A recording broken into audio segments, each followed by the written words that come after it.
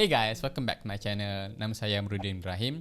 Kepada yang baru jumpa channel ni, selamat datang saya ucapkan. Dan kepada yang dah subscribe dan tengok video-video saya lain, thank you so much. Pernah tak anda tengok iklan takaful dekat mana-mana social media, ataupun ada kalangan kawan-kawan ataupun family korang sendiri yang mempromosikan takaful ataupun insurans ni? Mungkin dia ni sebagai agent ataupun consultant kan. So mula-mula tu dia orang ajak jumpa, minum-minum, lepas tu dia orang proceed kepada dia orang punya presentation.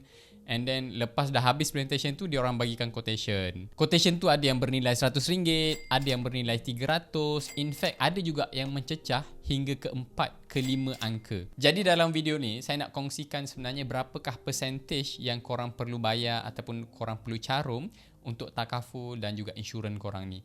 Dan untuk orang yang macam dah ambil takaful ataupun insurans ni, actually amount yang anda bayar setiap bulan tu sebenarnya cukup atau tidak, ataupun sebenarnya ia terlebih ataupun terkurang daripada amount yang sepatutnya. So tanpa melengahkan masa lagi, let's get started. Sebelum saya pergi kepada lebih detail tentang amount yang sesuai untuk kita carum takaful ni, saya ingin kongsikan terlebih dahulu tentang piramid perancangan keuangan yang kita ada. Kalau macam korang tengok kat sini, dia sebenarnya ada 3 segmen yang utama. Yang atas sekali tu biasanya kita akan panggil dia sebagai pelaburan. Segmen dekat tengah tu kita panggil sebagai simpanan, dan akhir sekali adalah segmen berkenaan dengan perlindungan. Kalau dalam bahasa mudahnya, sekarang ni kita sebut sebagai takaful ataupun kita panggil sebagai insurans. Jadi bila kita sebut pasal segmen perlindungan ni, pernah tak korang fikir kenapa dia ada paling bawah dan base dia tu adalah yang paling besar? Macam kita faham konsep perlindungan tu sendiri, tujuannya adalah untuk melindungi tapak tadi ataupun piramid tadi daripada tumbang. Sebab tu tapak tu adalah yang paling besar compare dengan segmen tengah ataupun segmen yang paling atas sekali. Cuba korang bayangkan tapak segmen yang paling bawah tu digantikan dengan tapak yang paling kecil dan yang paling atas sekali. Of course, dia akan jadi tak stable dan lepas tu dia akan tumbang. Maksudnya dalam pengurusan keuangan ni, kita tak nak duit simpanan dan juga duit pelaburan kita ni terpaksa digunakan untuk benda-benda yang macam emergency ataupun accident, untuk kita rawat, untuk kita tanggung kos rawatan dan sebagainya. So sekiranya kita ada segmen yang paling bawah tadi, ataupun kita panggil segmen perlindungan tadi, jadi tak perlulah kita nak gunakan duit saving, duit tabung haji ataupun duit pelaburan kita dekat Wahid Invest dan sebagainya. Apa yang kita nak adalah segmen perlindungan tadi yang akan lindungi kedua-dua segmen dekat tengah dan dekat atas tadi. Just imagine korang ada dalam RM10,000 dekat ASB ataupun dekat tabung haji korang kan, dan mungkin korang ada dalam RM5,000 dekat korang punya pelaburan macam Wahid Invest ataupun cryptocurrency kan. Tapi bila sampai waktu susah ataupun waktu emergency, waktu accident dan sebagainya, disebabkan korang tak ada perlindungan dan juga takaful tadi, akhirnya duit-duit tadi, duit RM10,000, duit RM5,000 tadi korang terpaksa gunakan untuk tanggung kos rawatan dekat hospital ataupun nak gunakan untuk benda-benda yang berkaitan dengan kecemasan dan sebagainya. Jadi benda tu macam sayang sangat duit yang korang simpan mungkin dalam 3-4 tahun kan, korang simpan untuk achieve korang punya dream, tapi duit tu terpaksa digunakan. Sementara bila korang ada takaful ataupun korang ada perlindungan ni, duit yang RM5,000 dan juga RM10,000 tadi korang tak perlu pakai. Korang boleh leverage duit ataupun tabung simpanan daripada syarikat takaful ni untuk cover whatever cost yang korang kena tanggung ataupun duit yang korang terpaksa pakai. Okey, seterusnya adalah part yang kita nak tahu sebenarnya berapa persen ataupun berapa jumlah caruman yang kita kena bayar ataupun carum kepada takaful ni. Sebenarnya konsepnya adalah mudah je. Sebenarnya daripada gaji bersih korang tu, korang ambil dalam 10%, maksimum adalah 10% daripada gaji bersih korang tu untuk korang carum sijil takaful ataupun tabung takaful ni. Jadi let's say katakanlah gaji bersih korang adalah sebanyak RM3,000. So jumlah maksimum yang korang boleh carum ataupun korang perlu bayar kepada syarikat takaful ni adalah maksimum sebanyak RM300.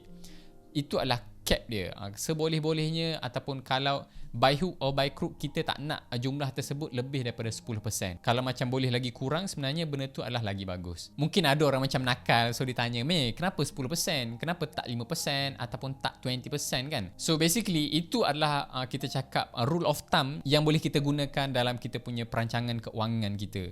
So sebab apa? Sebab kita pun ada komitmen lain yang kita perlu bayar. Kita ada sewa rumah, kita ada bil elektrik, bil air yang kita kita perlu settlekan. Kalau macam dah kahwin, kita perlu beli barang rumah dan sebagainya. I would say portion yang sihat untuk perancangan keuangan adalah 60% untuk bayar kita punya komitmen. Seterusnya adalah 20% kita simpan untuk kita punya emergency fund ataupun kita cakap kita punya tabung simpanan lah. Dan 10% adalah untuk kita punya takaful ataupun insurans tadi. Dan last sekali, kita bahagikan kepada kita punya macam charity ataupun derma kita sendiri kan. Kalau macam kita pernah dengar, agama kita sendiri ada mengatakan bahawa dalam gaji ataupun pendapatan yang kita dapat tu, ada bahagian orang lain juga. I would say benda tu adalah donation ataupun charity dan juga derma lah. Jadi ini adalah portion yang saya belajar daripada salah satu buku yang lama dan juga famous dekat luar sana. Buku ni sebenarnya ditulis, kalau tak silap saya, hampir 100 tahun lepas. Bukunya bertajuk adalah The Richest Man in Babylon. So kalau macam korang belum pernah baca ataupun korang nak tengok review yang saya buat, korang boleh klik video kat sini. Saya ada buat video detail berkenaan dengan apa gist ataupun summary daripada buku ni. Jadi kalau macam korang belum pernah tengok, korang boleh klik video kat sini. Mengikut kajian yang dilakukan oleh salah sebuah universiti di UK, iaitu University of Penn, sekitar dalam 4.2% polisi insurans dekat luar sana tu akan lapse setiap tahun. So maksudnya daripada 100 orang yang ambil insurans ni, 4 ke 5 orang polisinya akan lapse ataupun kita cakap macam tak mampu bayar lah. So basically lapse ni bila orang tu macam dia tak mampu bayar, so apa yang jadi adalah polisi tu akan mati, ataupun kita cakap whatever manfaat ataupun advantage dalam polisi tu dah tak boleh digunakan lagi oleh pemegang polisi tu. So berbalik kepada 10% tadi, ya betul, itu adalah maximum portion yang kita perlu carum untuk takaful dan juga insurans ni. Tetapi kita kena ingat juga, caruman yang kita bayar tadi ianya adalah tidak membebankan kepada kita. Sebab bila kita cakap pasal insurans ni, kita tak tahu bila yang kita akan pakai dos medical card ataupun dos manfaat dalam polisi kita tu. Sama juga macam kita macam bayar road tax ataupun insurans kereta kan. Kenapa kita still lagi bayar setiap tahun, sedangkan tahun lepas kita tak ada apa-apa kemalangan pun, kita tak ada macam nak pakai insurans pun, tetapi setiap tahun kita masih lagi bayar insurans tersebut dan kita renew tahun demi tahun. Sama juga macam konsep macam takaful tadi. Kita tak tahu kemalangan ataupun kita tak tahu bila saat ataupun momen yang kita memerlukan takaful ni. So I would say caruman takaful ni kita akan bayar dalam tempoh yang lama. So let's say katakanlah korang bayar sehingga dalam 300 ataupun 400 kan, which is macam case tadi lebih daripada 10% daripada gaji bersih korang tu. Kita risau amount tadi akan menjadi sesuatu bebanan untuk korang bayar setiap bulan. So apa yang berlaku adalah bila korang ambil polisi tu dan mungkin korang bayar dalam 5-6 bulan lepas tu, korang rasa terbeban dan korang tak bayar, dan akhirnya polisi tadi akan lapse ataupun manfaat dalam polisi tadi dah tak boleh kita gunakan. So benda tu yang kita sayang. Lebih baik kita ambil yang murah sedikit ataupun yang kena dengan bajet yang kita ada, daripada kita ambil yang mahal, manfaatnya segala mak nenek ada kan. Tapi akhirnya tak sampai 1 tahun polisi tu lapse. It is okay untuk start dengan amount yang kecil dulu. Mungkin bila korang dah kerja, korang dah naik pangkat apa semua kan.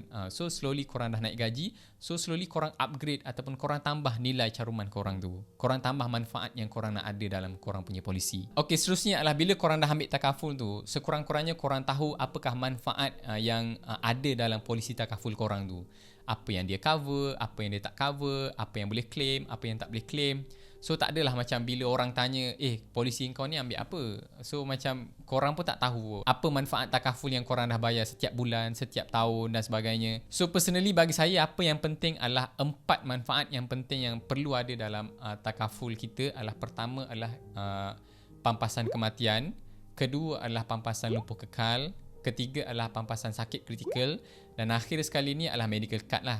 So maksudnya macam untuk rawatan, kos rawatan dekat hospital swasta. So bagi saya itu adalah 4 perkara basic yang perlu ada dalam kita punya sijil takaful ataupun kita punya polisi insurans tu. So benda-benda lain tu korang boleh tambah kemudian lah, macam ada rider-rider lain ataupun allowance hospital dan sebagainya. Bagi saya benda tu adalah benda tu bagus, tapi it is depend on budget korang dan juga keperluan korang. Kalau korang rasa macam tak perlu lagi nak tambah benda-benda macam tu, bagi saya cukup untuk ada 4 tadi. So sebagai summary, saya ingin simpulkan ada 3 benda yang korang perlu tahu sebelum korang mencarum takaful korang. Yang pertama adalah pastikan caruman takaful korang tu tak lebih daripada 10%. Kedua adalah pastikan jumlah tadi tidak menjadi sesuatu bebanan untuk korang carum setiap bulan, untuk korang bayar setiap bulan.